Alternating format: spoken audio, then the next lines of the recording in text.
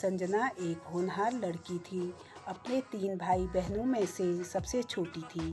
दोनों बहनों की शादी हो चुकी थी और एक भाई जो उससे छोटा था। झारखंड के एक छोटे से शहर में पली बड़ी संजना पढ़ाई में बहुत तेज थी। कॉलेज के दिनों में वो अक्सर रुबीना के साथ आया जाया करती और दोनों सहेली में खूब दोस्ती थी। रुबीना शर्मीली थी पर संजना साहसी लड़की थी। एक दिन रास्ते में लड़कों के झुंड ने संजना की दोस्त रुबीना को टोन कसते। इस पर संजना जवाब देते हुए कही, ओए तेरे घर में माँ बहन नहीं है क्या, जो तू हर वक्त रुबीना को छेड़ते रहता है? दूँ क्या एक थप्पड़, होश ठिकाने आ जाएगा तेरा। इतना बोलकर दोनों कॉलेज की ओर चल पड़ी। शाम का समय था। संजना की माँ आवाज़ देते हुए कही, संजना चाय पी लो। पर संजना किसी सोच में डूबी हुई थी। क्या हुआ संजना, क्या सोच रही हो? माँ संजना के कमरे में आई और दोबारा उसे हिलाते हुए बोली, माँ कोई लड़की कैसे किसी भी लड़के से शादी कर सकती है जिससे हम पहली बार मिलते हैं और उससे ठीक से जानते तक नहीं। संजना माँ से चाय का कप लेते हुए बोली, बेटा ये दुनिया की रीत है, जो शुरू से ये परंपरा चली आ रही है।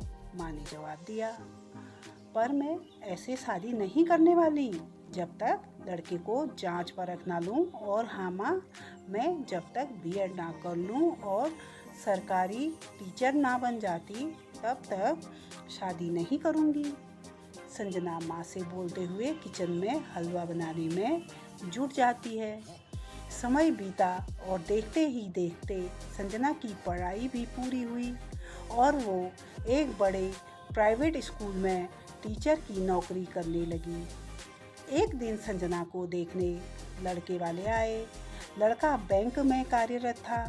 वो अपने माँ बाप का इकलौता बेटा था, पर घर में केवल 3 सदस्य थे।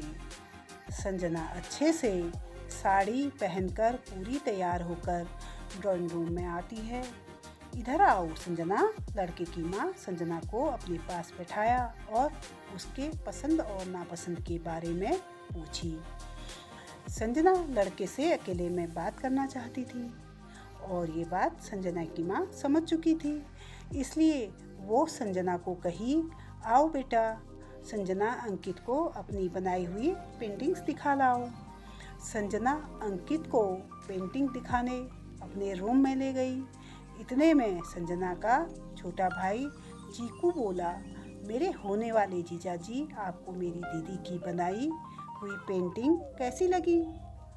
बहुत खूबसूरत लगी और काफ़ी रमणीय भी, अंकित ने जवाब दिया।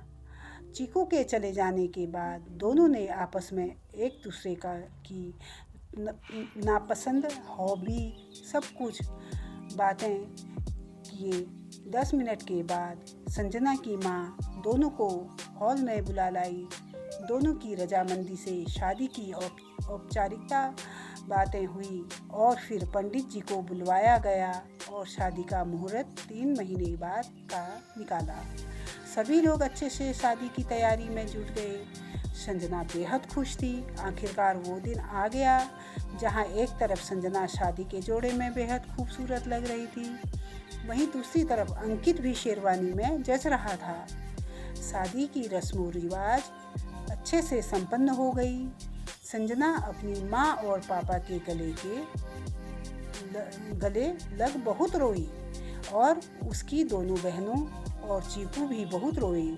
ससुराल दूसरे शहर में था, इसलिए अगले दिन सुबह जल्दी विदाई हुई। ससुराल पहुंचने के बाद वहां की भी रस्म रिवाज अच्छे से संपन्न हो गया। संजना पूरी निष्ठा से सभी को समझाने का प्रयास कर रही थी और पूरे घर को संभाल भी रही थी। वो अपनी नौकरी छोड़ चुकी थी क्योंकि उसका ससुराल दूसरे शहर में था, पर नियति तो कुछ और ही चाहती है। कुछ महीने बीतने के बाद एक दिन संजना गिरधारी लाल जी ससुर और आशा देवी सास से बात करते सुन ली। अरे सुनती हो, अंकित के लिए एक कार चाहिए। क्यों न शेखर जी संजना के पिता से मांगा जाए। वैसे भी उन लोगों ने तो कुछ गहने और कपड़े में ही विदा कर दिए। ये बातें सुनकर संजना के होश उड़ गए। वो सोचने लगी कि पापा लोन लेके शादी किए हैं और अभी तो उन पर खुद का कर्ज है, वो कहाँ से दे पाएंगे। हर दिन उन लोग की मांग बढ़ने लगी। कभी कभी तो अंकित ऑफिस से आकर मारपीट भी करता। ये सब कुछ संजना को 9 महीनों से सह रही थी, यही सोचकर कि सब कुछ ठीक कर देगी, पर वो गलत थी। संजना शुरू से साहसी लड़की थी, पर अपने माँ बाप को कुछ नहीं बताती कि वो लोग उसे परेशान हो जाएंगे, और वो खुद सब कुछ संभालने की कोशिश करती, पर वो लोग हर दिन ताना मारते।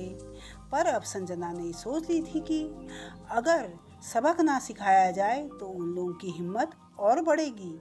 इसलिए वो अपने माँ पापा को सब कुछ बता दी और घरेलू हिंसा 2005 एक्ट के तहत पुलिस में कंप्लेन करा दी।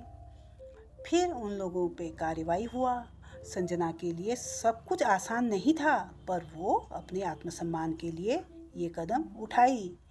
आज संजना उन लोगों से अलग रहती है और वो अपना स्कूल खोली है और सभी बच्चों को अच्छी शिक्षा दे रही है। अब संजना बेहद सुखद जीवन जी रही है।